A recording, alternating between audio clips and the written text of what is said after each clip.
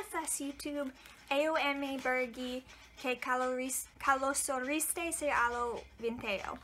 I hope I did not butcher that as much as I did in the first video. I'm sorry, Mom. I know you tried to help me get the pronunciation right, but I suck at Greek, and I blame you. You didn't teach me at a young age.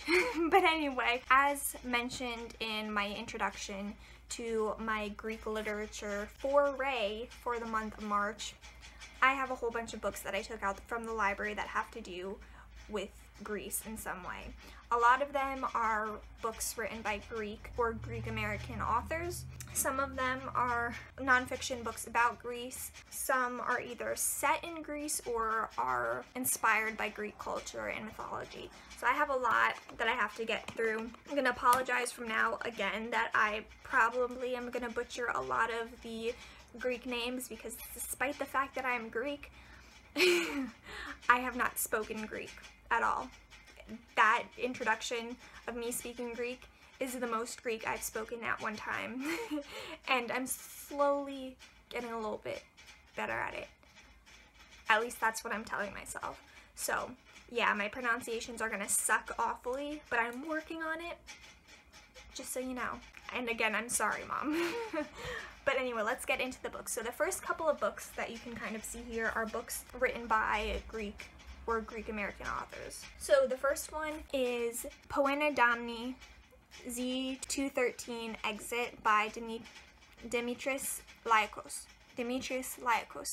I think I pronounced that right. This I picked up because it was on the Wikipedia list of dystopian literature, and because I love dystopian, I wanted to pick this up, and especially because it's by a Greek author, I knew I wanted to pick it up. This is also translated by Shorsha Sullivan. This is written in a kind of poetic, lyrical prose, so be warned, it didn't mesh well with me, as you'll have seen by my February wrap-up. But just so you guys know, if you find lyrical writing to be your kind of thing, you'll probably like this. And this is also part of a trilogy. This is the first book in, again, the Poena Damni trilogy. So if you like that, I definitely recommend you pick this up. It is very lyrical and metaphorical. I feel like I personally did not understand what was going on. It went over my head, definitely, but it was very lyrical, I have to say. I have to admit that, even though that's not my preferred writing style. But yeah, definitely recommend this if you enjoy that. But yeah, that is Poena Damni Z213 Exit by Dimitris Laikos. The next two books are by a father and daughter. So the first one is Alania by Nicolas Gage, or Nicolas Gaiman, which is his full name, but he changed it, I guess, to be more American. He actually grew up in Greece, or he spent his first 9 years of his life in Greece, but he moved to America when he was young because of the details described in this book. Alania is the kind of biographical memoir Nicolas Gage wrote about his mother, who was murdered by communist guerrillas during the chaotic events that happened after World War II. This is very graphic and very hard-hitting. I definitely sobbed every time I picked this book up, so be warned. That being said, I do think it is a must-read for everybody because of the different aspects that are described, and this is definitely a part of history that we as Americans, I don't feel like learn enough about, or at least not widely. We usually focus just on Nazi Germany and how that affected the US, maybe sprinkling in some UK history in it, but we don't learn about like Greece's relationship with World War II. So for that, I definitely recommend picking it up, but again, it is very hard-hitting, and I cried. There is a movie based on this book that might be worth checking out. I personally am not gonna watch it, because if it was hard reading it, it's gonna be 10 times harder watching the movie, but just so you guys know. Again, I do think this is a must-read because of the topics it handles, but it is very, very difficult to read as well. But yeah, so I picked up this book. And then, written by his daughter, Alania N. Gage, is North of Ithaca, which kind of is a great book to read after you finish Alania. I definitely think if you put yourself through reading Alania, you should pick up North of Ithaca, because it is much more of a positive, uplifting novel. This is a book following Alania as she returns to Leah to fix up her grandparents' home in the village, where a lot of gruesome stuff happens. So she's kind of reclaiming it as a more loving home and trying to not totally forget the difficulties that happened there, but to make it less of a negative place. I definitely related to this book a lot more because she was born in she was born in America to a Greek father and a non-Greek mother, which is kind of the opposite of me. But I definitely shared her perspective of wanting to belong in both the American culture that I was raised in, but also my Greek heritage that I was born into.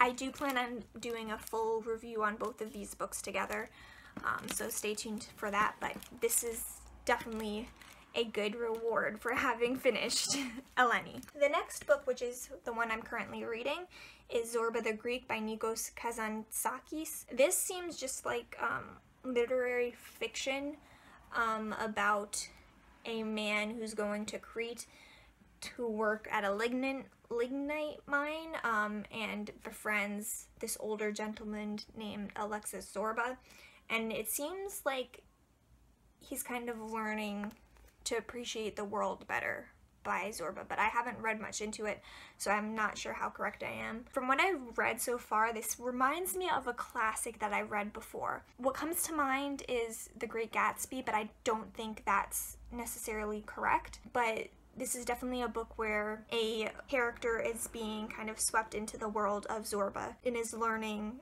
from a different perspective, which is kind of similar to what we get from The Great Gatsby, I feel like. Yeah, I don't know much about this book. I'm only 3 chapters in. I'll let you know how it goes, but this is another book written by a Greek author. Another book written by a Greek author is The Scapegoat by Sophia Nicolai. Probably not pronouncing that right, but I don't know much about this book. I just know it's written by a Greek author. It says, in 1948, the body of an American journalist is found floating in the bay off Thessaloniki. A small-time Greek journalist is tried and convicted for the murder, but when he's released 12 years later, he claims his confession was the result of torture. Flash forward to contemporary Greece, where a rebellious young high school student is given an assignment for a school project, find the truth. And as he begrudgingly takes it on, he begins to make a startling series of gripping discoveries about history, love, and even his own family's involvement. So it sounds like this is going to be a kind of mystery, kind of suspenseful novel, which is definitely something that I enjoy reading, so it'll be good to see the Greek take on it. Is this translated by anyone? Or is this written in English? I'm sure it's translated. Yeah, it's translated from the Greek by Karen Emmerich. Oh, I didn't say that about this. By Zorba the Greek. This is translated by Carl Wildman. So yeah, again, I'm interested to see how the Greek suspense differs or is the same as more English suspense novels and mysteries. So I'm excited to get to this. This will probably be the next book that I pick up once I finish Zorba the Greek. And finally, the last Greek author that I got a book from the library was one that I didn't realize was written by a Greek author, and that is Middlesex by Jeffrey Eugenides. I know this was popular around BookTube a while ago, and honestly I never was really interested in reading it until I found out that it was written by a Greek author, and I didn't really know what this is about. So it says that this tells the breathtaking story of Calliope Stefanidis and 3 generations of the Greek-American Stefanidis' family who travel from a tiny village overlooking Mount Olympus in Asia Minor to Prohibition-era Detroit, witnessing its glory days as the Motor City and the race riots of 1967, before they move out to the tree-lined streets of suburban Grosse Pointe, Michigan. To understand why Calliope is not like other girls, she has to uncover a guilty family secret and the astonishing genetic history that turns Callie into Cal, one of the most audacious and wondrous narrators in contemporary fiction. So this is apparently lyrical and thrilling, so we'll see how I enjoy it. But because this has been this had gotten quite a bit of buzz on BookTube, I feel like a couple of years ago, I'm interested to see how I'll feel about it. Oh, and apparently it was an Oprah book club pick, so that's even more exciting. But yeah, I'll let you guys know when I get to this how I feel about it. These are all of the books written by Greek authors. that I borrowed from the library. I have a whole other list of other books, so that'll probably at least be mentioned in one of the other books that I have planned for this series of Greek literature, but these are the ones that I either have read or am planning on reading in the month of March. So I also have 2 books that are nonfiction about Greece. So first I have Greece, A Short History of a Long Story, 7000 BCE to the Present by Carol G. Thomas. Now, despite the fact that I studied classics and am also of Greek heritage, I don't know much about Greek history, especially more modern history. And that's definitely something that I should fix. I should know about Greek history to the fullest extent. And I'm interested in learning about it. It's not like, oh, I just need to do it and force myself to do it. I genuinely want to read up on Greek history. And I thought this would be a great place to start because it is quite short. It's only just under 200 pages. So this I'll be able to get to, I think, quite fast. And yeah, so I picked that up to learn more about Greece. And I also picked up Greece, Discovering Cultures. I did not realize how short this was, and I think this is more of a children's nonfiction book about Greece, but that'll just mean I'll get through it faster and learn the bare bones. So it might be a good idea to read this before I read this. Yeah, this is by Sharon Gordon, and it just seems like it'll be a very brief introduction to Greece history and culture. So yeah, decided to pick both of these up. And then the last stack of books are books either set in Greece or inspired by Greek culture and mythology. So the first one is set in Greece, apparently, and that is Sputnik Sweetheart by Haruki Murakami. This, again, is only, I just know that it's set in Greece. I don't know much more about the plot, but apparently it says, a college student identified only as K falls in love with his classmate Sumair? But devotion to an untidy writerly life precludes her from any personal commitments until she meets Mew, an older and much more sophisticated businesswoman. When Sumire disappears from an island off the coast of Greece, Kay is solicited to join the search party and finds himself drawn back into her world and beset by ominous, haunting visions. A love story combined with a detective story, Sputnik Sweetheart ultimately lingers in the mind as a profound mediation on human longing. So it seems like the majority of this book is going to be set in Greece, though I might be wrong. But I'm interested to see Murakami's take on Greece and his description of it, because when I do read books inspired by Greece, it's usually from white American perspectives. So yeah, it'll be interesting to see what Murakami has to say about the culture. So yeah, I'm interested to pick this up. And the rest of the books I have here are all inspired by Greek mythology. So first off, we have The Thief by Meghan Wallen-Turner. This is I feel like it's a 5 or 6 book series. I don't know, I've heard a booktuber talk about this a lot, so I was interested to see. I don't know how much this is inspired by Greek mythology or Greek, ancient Greek culture. I honestly don't know, and it doesn't really say much on the back, but I'm excited to pick this up. This seems like it's a very short book. It's just under 300 pages, I feel like. So it'll be quick to get through. If I really enjoy it, I have a whole series to look forward to. So yeah, I have this one to read as well. The next 2, funnily enough, are both about the same Greek myth. And that is the myth of Prometheus and Hades, which, if you don't know, Hades stole Persephone from Earth and brought her down to the underworld.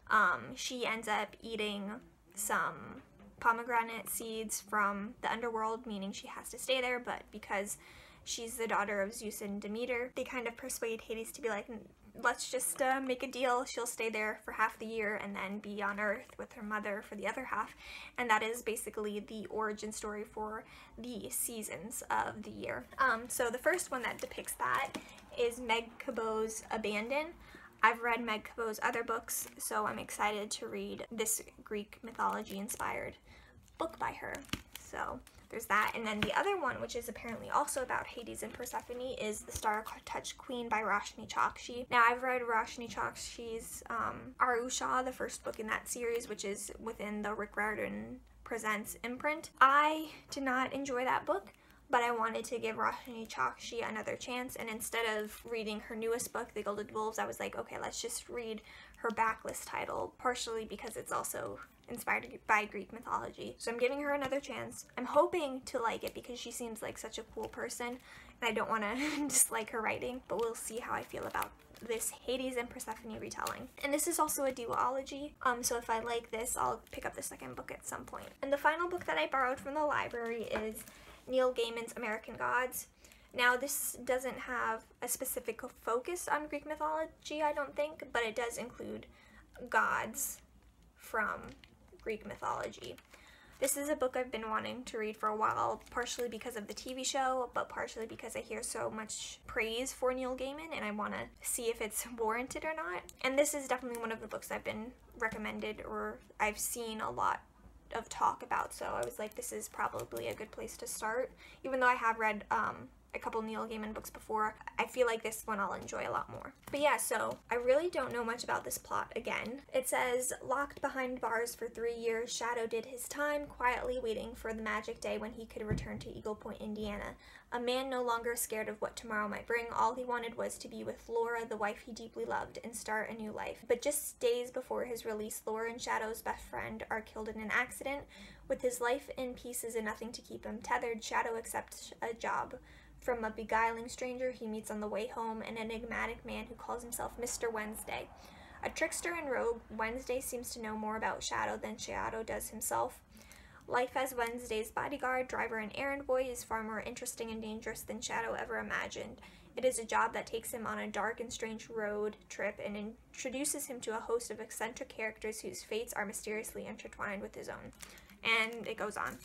But I'm guessing he meets a lot of mythological gods from various different cultures. So I'm excited to see how the Greek gods especially are introduced and portrayed in this book. But yeah, so those are all of the books that I borrowed from my library. I've gotten through a couple of them, but I have no idea how I'm going to get through the rest of them before the end of the month or before their due date, because I think they're due the 20s of March.